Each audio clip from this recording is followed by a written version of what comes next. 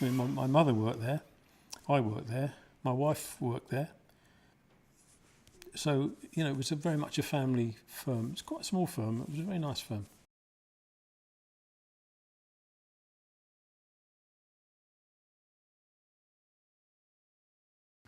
The actual buildings were quite old hat, and they had long skylights, and they was all painted white to keep the sun off you. And they usually leaked anyway when it rained. You know, it was a real old buildings, all of them. The finishing shop when I first started was in what they called the Olympia, which was an old World War I or something building. It was a tin hut type of place, but quite large. Throughout my course of 22 years there, we moved quite considerable amount of different areas. We moved from where I first went into the rectification shop, which is where if they found any little faults on the car, they'd put it right. So we moved into there, which was much colder than where we'd been up the line. From there, we went into Olympia, which was a horrible building. It was glass roofed, water poured in through the roof sometimes. It only had heaters in the roof. And in the winter, when it was really cold, we were provided with like an oil stove that we used to have behind us. From there, we went into what was the old stores, which is part of it on the service area. And they had heaters on the wall. And at the time, my brother said to me about, oh, we're going in the old canteen. I thought, that's funny, that is. Because all round in the canteen, they got gas heaters, floor level gas heaters. And I thought, that's a bit awkward. And the unusual bit was the chief in charge of maintenance was Newport's chief fire officer. And I thought, he must know about that. I thought, you know. But anyway, they all moved in there, I think, on the Monday. Tuesday, the place burnt down because the vapour from the adhesive, it was all bench work in there, the vapour from the adhesive, of course, went down, up it went. Oh, we lost all the tools and things that we used. We had to wait for a little while till the machines had been restored and went back into Olympia.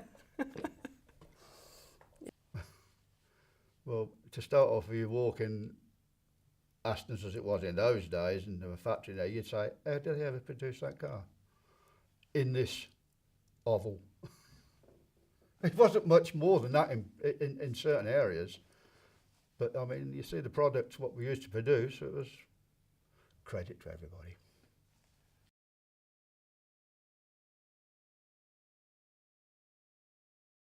Health and safety didn't exist, you know, I mean, they sprayed in open shops and stuff was blown about here, noise. I mean, there was no walls between the panel shop and the next shop. So, all right, it might have been louder for the man, bang, bang, bang, bang, bang all day, but it was nearly as loud for me. The distance between him, bang, bang, bang, and me there that was the distance between us. The panel shop was very noisy.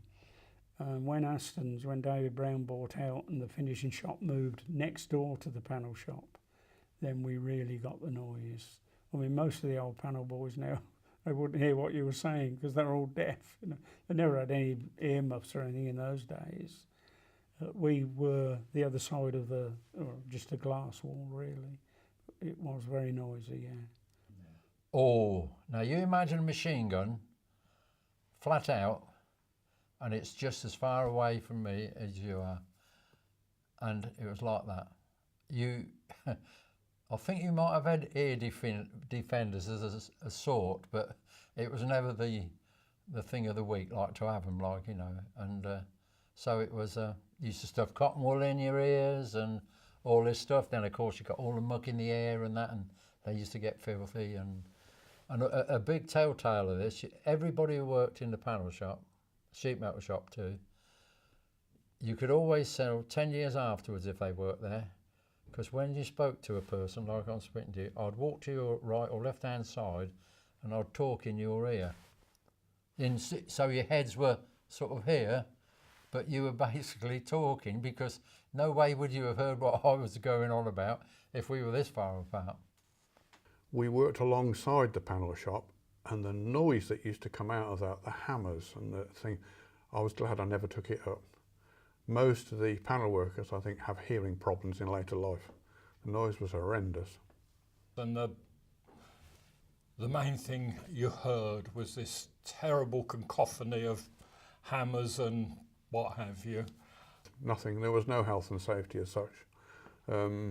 People could have, I think, some ear protection and whatnot, but generally speaking, in those days, it was regarded as a bit sissy, and I don't know that many people ever used them.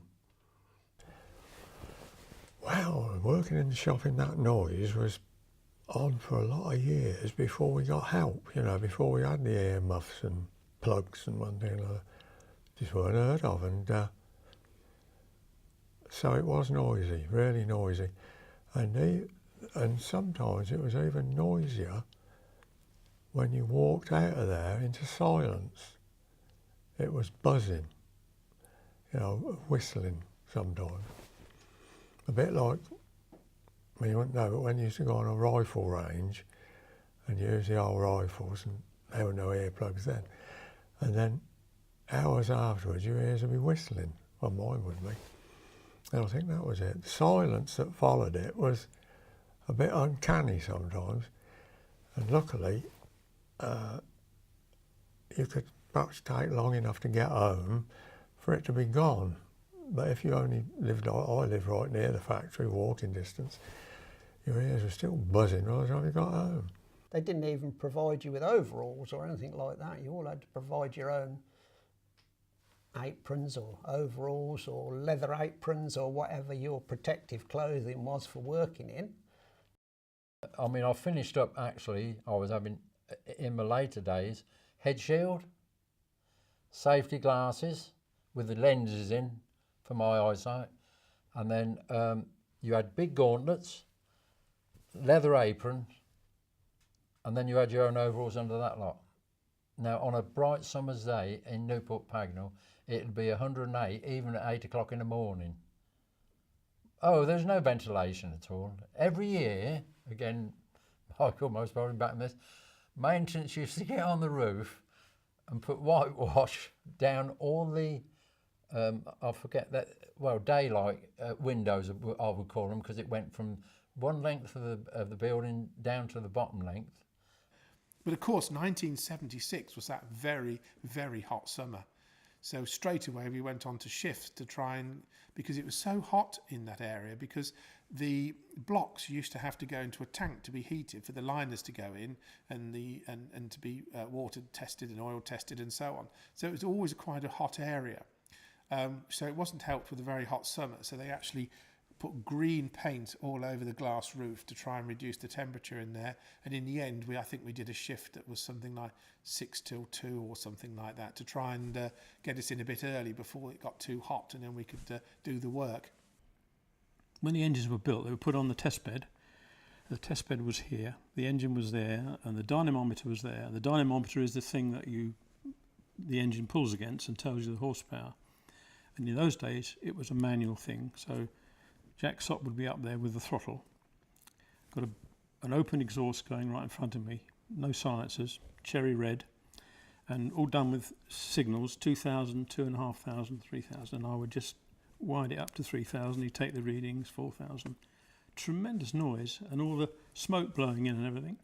And when anything went wrong with an engine, if it blew up or broke, you had to sit down and wait while it stopped clanking about and then run out that way, because you had to run past the engine to get out, you know. Well, in the early days, we didn't have things like machines to provide the tea and coffee. We used to take a flask and sandwiches. So we sat at the machine still. Occasionally, I mean, if you smoked, you could go somewhere else and smoke. Oh no, actually, in the first instance, we could smoke by the machines. Didn't have to go outside. Bearing in mind, when I started there, they were still brassoing the valves. And I actually did raise the question, and I was told, well, you should keep quiet. But they did, when after I raised it, David Morgan came in and looked at it and said, we actually don't need to brasso valves now. He said, once the engine starts, all of that will go. But we were lapping valves in, lapping them in finally by hand, but with an air tool, getting them absolutely perfect, bluing them up and doing all the things that we were doing. But then we were brassoing them finally before they went into the heads. So there were some really traditional things there. I mean, there's lots of traditional stuff. I mean, there was a gentleman who used to be on the Duckham's advert called Woods. His name was Mr. Wood or Woods. But when he left in 1974, when it closed, he left his brush behind, and Woody's brush was like a magic wand. And whoever built an engine always had to stuff Woody's brush up the oil galleries, because if it wasn't going to be a good engine without Woody's brush. So it's just, some of these things were fantastic. It's the traditions that keep it together. It's the traditions that actually make it all work. And in some ways were the process, because there weren't really any process sheets, but it was the process with Woody's brush. But there we are.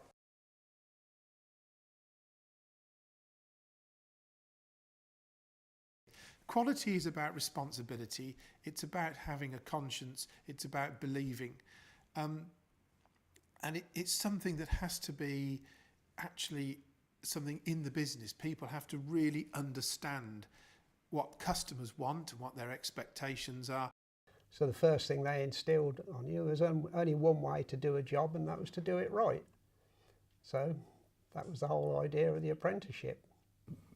When I first started there, working with the other lads and that, and learning and the knowledge of it, and the expertise of some of the other people, you could see the difference on working on that type of thing compared to the railway, because the railway was a bigger scale, whereas some of the jobs in the actual Aston was quite small and had to be neatened.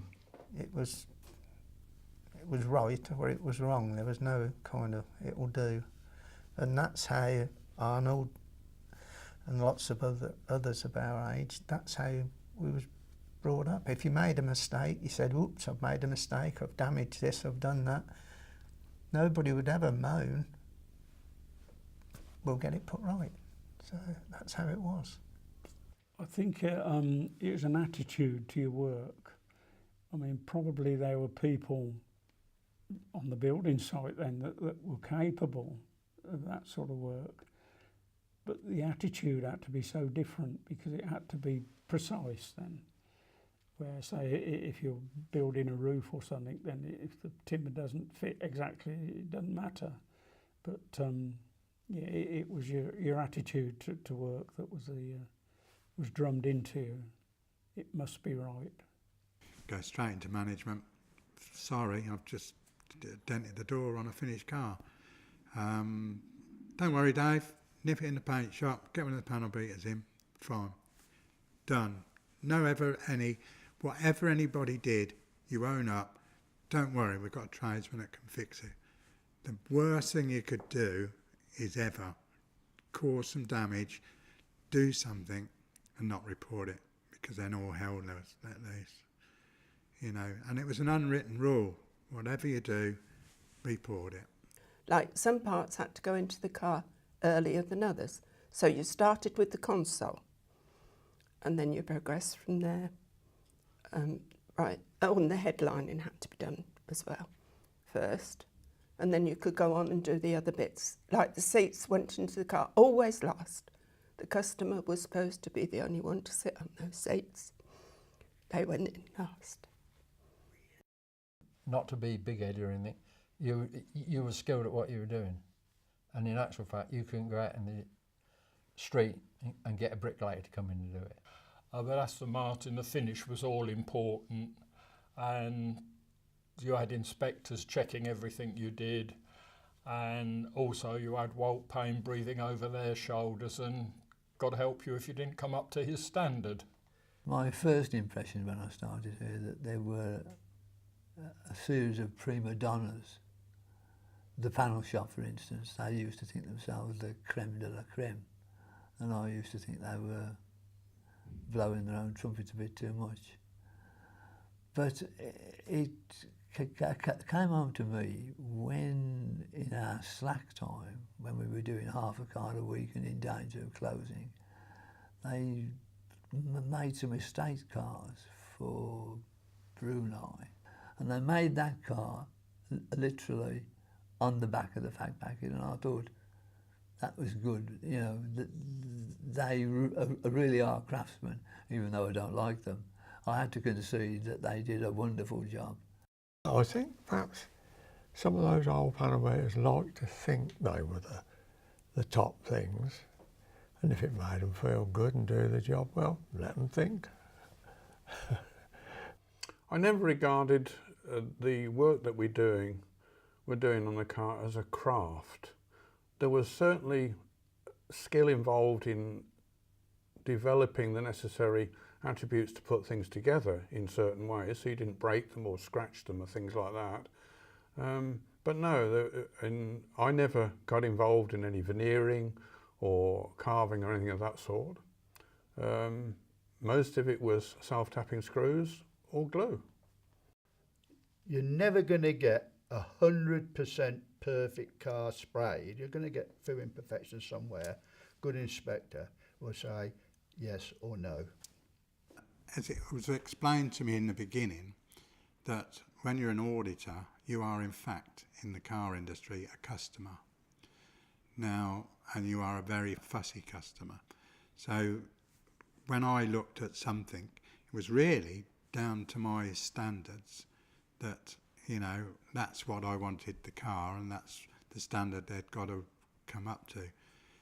One chap would build a complete engine on his own. That's when they used to put the person who built the engine on. They used to have a label on the engines because customers who keel on these cars, like Rowan Atkins and the people like that, would ask for that particular person to build that engine. The car was also always regarded as having to have a very high standard of finish, and you had to be aware that what you put something together, you didn't create any damage. The finished product had got to be right. The screws had got to be at the right angle, or at that time there was no such thing as a posi drive. They were all slotted screws. All the screw slots had to line up. You had to produce something which was aesthetically pleasing and functional. I mean, it had to work and things like that. And there were times when, if you had a problem with how something was fitting and something needed altering in the metalwork beneath, you had to send for a metalworker who would then alter things to suit what you wanted. And all this work, when finished, was inspected in stages. On the early cars, you always know who built it or who worked on what, because even on a door casing, the person who trimmed the door casing would put his signature on the car. Because people have often said to me, oh, I've got so-and-so and it's got so-and-so, Bob Horn on it. He said, did you know Bob Horn? I said, yeah. He was a finisher, and they always put the signature on. Like when I was doing hoods and things like that, you'd always find my name under the outer cover. So if ever the outer cover was changed or anything like that, you'd see my signature underneath it. And when I had somebody working with me, when I was training somebody what to do, he'd put his signature his side. The fact that we did a whole car and we'd got a number for that car, they were all written down in a book, right from the cutter. And the men who did the seats, they all put something on the back. I used to sign mine, but one of the gentlemen I know that did the dashboard, he used to draw a fish on the back of his. I mean, we were proud to put our names on it.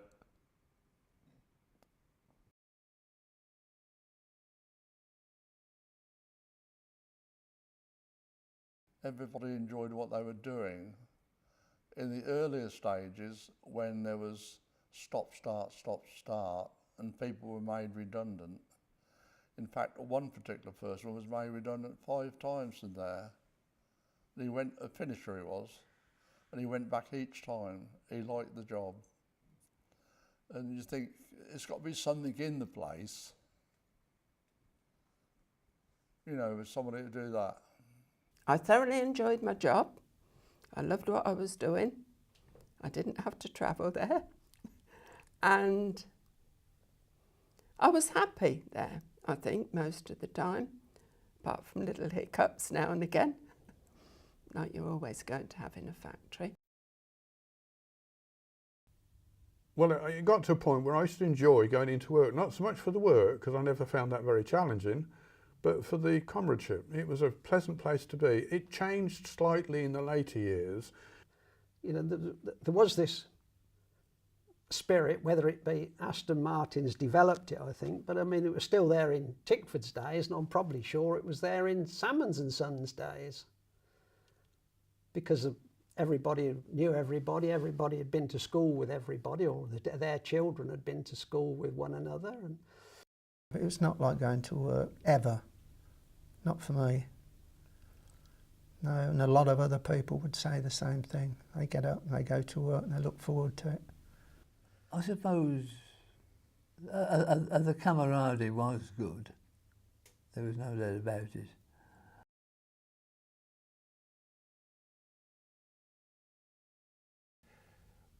We did away with drawing boards and had to learn computerisation. To me, that was a terrible, terrible prospect, having to do our design work on computers, and a horrible thought, but we got through it, and we all went on 2-week courses here and there and everywhere, and we finally got there. But it was a trial, a real change in, you know, for somebody who'd spent all their life with drawing boards and pencils. And my job did change from woodwork to more or less, I suppose, right at the end, it was not much more than a semi-skilled assembly, and it was fitting trimmed panels and mouldings into the inside of the car. So the skill then wasn't there when the body started being made out of tubular metal, and it was still, you know, we still had pride in it, but I would look upon it as a semi-skilled assembly then at the end.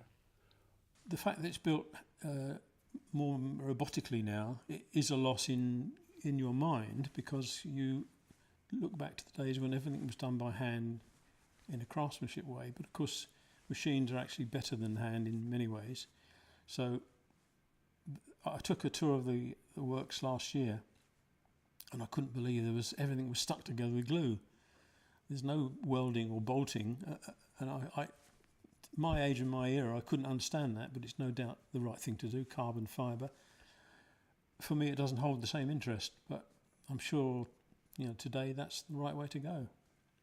All the machines they've got now, it's sorted out. It's more like doing a jigsaw puzzle. You know, everything sort of, it's no longer hand built. It's hand assembled, but it's not hand built. When I went round Gaydon when they had their open day, my nephew got me a ticket to go round. I was quite surprised. It was so squeaky clean, and you know, there was no dirt on the floor. There was no odd bits of leather about anywhere. This is not a factory, it's a sterile environment. It's for a science fiction film set, the factory, it was so much that way. The only thing that was the same as us at Newport was when they was clocking out to go home, queuing up to clock out. It was the only thing that resembled us. That was one thing I liked about the job, you know. Every time a car went out of Aston Martin's, I'd stand back and smile and say, "Did a good job there, Rob." I did miss it quite a lot to start with, yeah. The day we packed up, I was in tears, actually. I didn't think I would be. I thought a big grown man thing, but when it come to it that afternoon, very emotional, yeah.